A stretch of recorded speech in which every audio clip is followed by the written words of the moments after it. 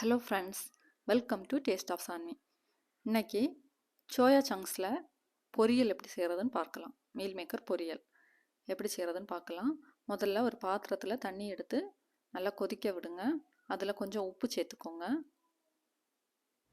நல்லா கொதிக்கணும் இல்லை, ஓரளவுக்கு நல்லா பாயில் ஆனாலே போதும். அதில் ஒரு பவுல் நிறைய சோயா சங்க்ஸ் எடுத்து சேர்த்துக்கோங்க.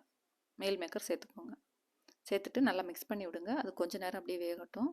அடுத்ததாக மிக்ஸி ஜாரில் ஒரு சின்ன பவுல் நிறைய தேங்காய், 1 டீஸ்பூன் சோம்பு, 1 டீஸ்பூன் மிளகாய்த்தூள்,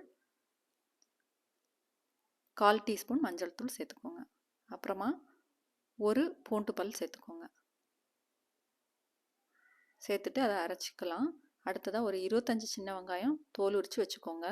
அதை இந்த மாதிரி ரவுண்டாக கட் பண்ணிக்கோங்க. இப்போ தேங்காயும் அரைச்சி எடுத்தாச்சு. இந்த மீல் மேக்கரும் வெந்துடுச்சு. அடுத்ததாக இந்த தண்ணியை நம்ம வடிச்சிடணும்.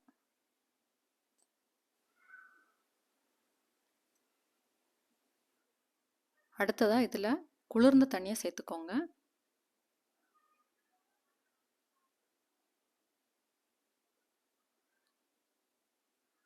அப்புறமா இந்த மீல் மேக்கரை நல்லா பிழிஞ்சு எடுத்துக்கோங்க. அதில் தண்ணி இருக்காத மாதிரி பிழிஞ்சு எடுத்துக்கோங்க.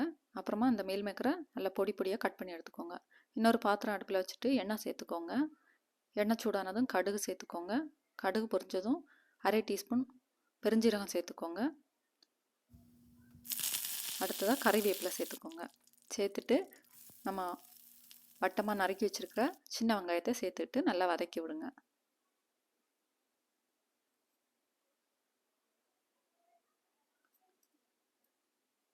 அடுத்ததான் பொடியை நறுக்கி வச்சுருக்கிற மீல் மேக்கரை சேர்த்துக்கலாம். நீங்கள் இதில் தேவைப்பட்டால் இஞ்சி பூண்டு பேஸ்ட்டு கூட சேர்த்துக்கலாம்.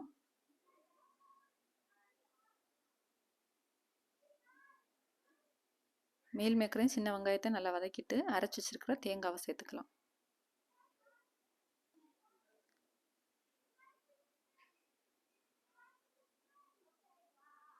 அப்புறமா அந்த மிக்ஸி ஜாரையை கழுவி ஒரு 1/2 கப் அளவுக்கு தண்ணி சேர்த்துக்கோங்க.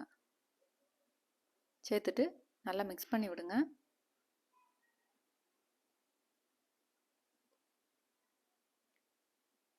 அந்த தேங்காய் கலவை நல்லா மிக்ஸ் ஆகணும். இந்த ஸ்டேஜில் உப்பு சேர்த்துக்கோங்க. சேர்த்துட்டு நல்லா மிக்ஸ் பண்ணி விடுங்க. மூடி போட்டு ஒரு 5 நிமிஷம் வேக விடுங்க. அப்புறமா ஓப்பன் பண்ணிவிட்டு 1/2 டீஸ்பூன் அளவுக்கு கரம் மசாலா தூள் சேர்த்துக்கோங்க. சேர்த்துட்டு நல்லா மிக்ஸ் பண்ணி விடுங்க.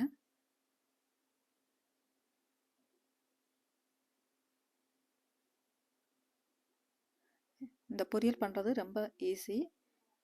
இதை மாதிரி நீங்களும் உங்கள் வீட்டில் மீல் மேக்கர் பொரியல் செய்து பாருங்கள். செய்து பார்த்துட்டு டேஸ்ட் எப்படி இருந்ததுன்னு சொல்லுங்கள். இந்த வீடியோ பிடிச்சிருந்தா லைக் பண்ணுங்கள், கமெண்ட் பண்ணுங்கள். மறக்காமல் எங்கள் டேஸ்ட் ஆஃப் சான்வியை சப்ஸ்கிரைப் பண்ணுங்கள்.